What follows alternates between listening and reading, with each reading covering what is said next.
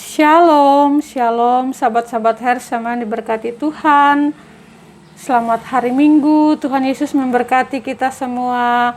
Dan puji Tuhan, kita berjumpa lagi di channel Hersuma Hoke di saat ini.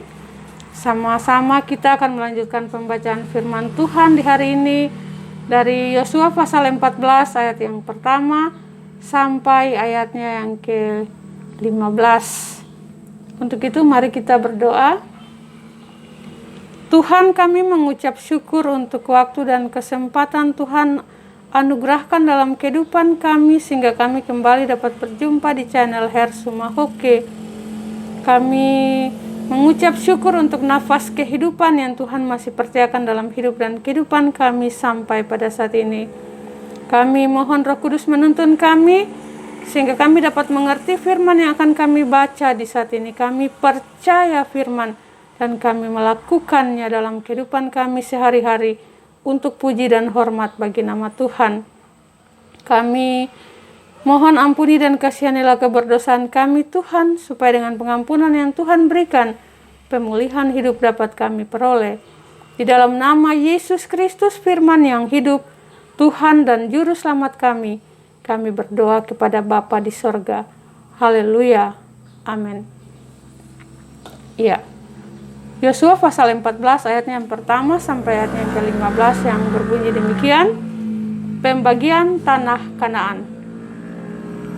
Inilah semuanya yang diterima oleh orang Israel sebagai milik pusaka di tanah Kanaan yang telah dibagikan kepada orang Israel oleh Imam Eleazar dan Yosua bin Nun dan para kepala kaum keluarga dari suku-suku mereka, dengan mengundi milik pusaka itu seperti yang diperintahkan Tuhan dengan perantaraan Musa mengenai suku-suku yang 9,5 itu.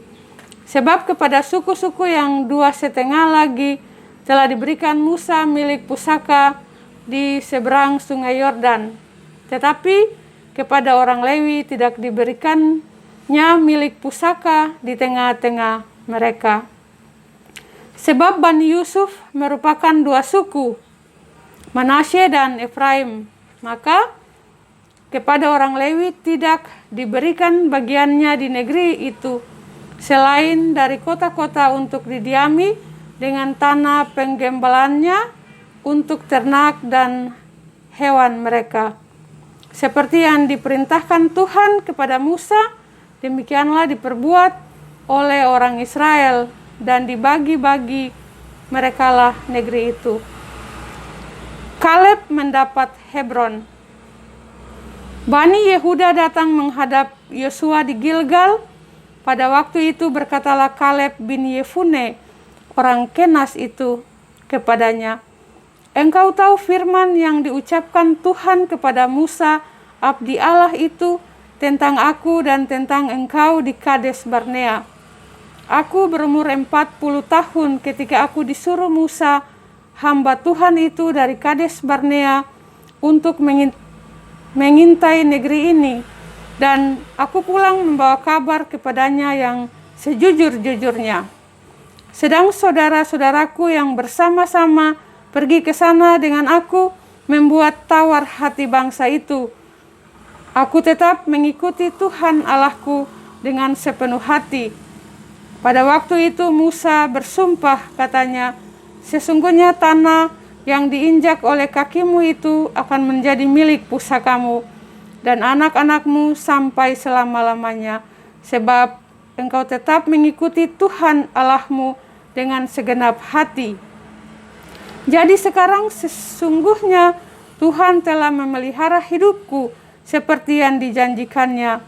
Ini sudah 45 tahun lamanya sejak diucapkan Tuhan firman itu kepada Musa, dan selama itu orang Israel mengembara di padang gurun. Jadi sekarang telah berumur 85 tahun aku hari ini.